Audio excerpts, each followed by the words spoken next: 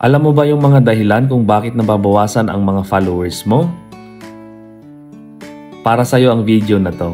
Ipapaliwanag ko, pagkatapos ay i-share mo naman para malaman ng iba. Unang dahilan dyan ay syempre may mga taong sadyang nag-unfollow sa iyo. Pangalawa, kung ang gamit mo ay Facebook profile, may limit lamang itong 5,000 na pwede nating ma-accept na friend request. Ibig sabihin yan, pagkatapos ng 5,000 friend request na ma-accept, ay hindi na tayo pinapayagan ni Facebook na mag-accept ng friend request. Pero ang tanong, makakatanggap pa rin ba tayo ng friend request at ano ang mangyayari? Yes, makakatanggap pa rin tayo ng friend request pagkatapos ng 5,000 na limit. Nagiging automatic na follower yung mga friend request na yon sa atin.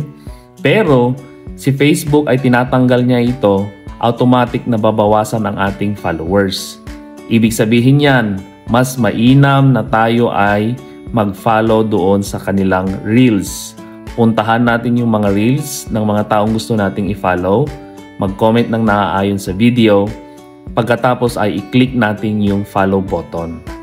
So paalala yan para sa ating lahat, magtulungan tayo para lumago ang ating mga followers sa tamang paraan. Maraming salamat!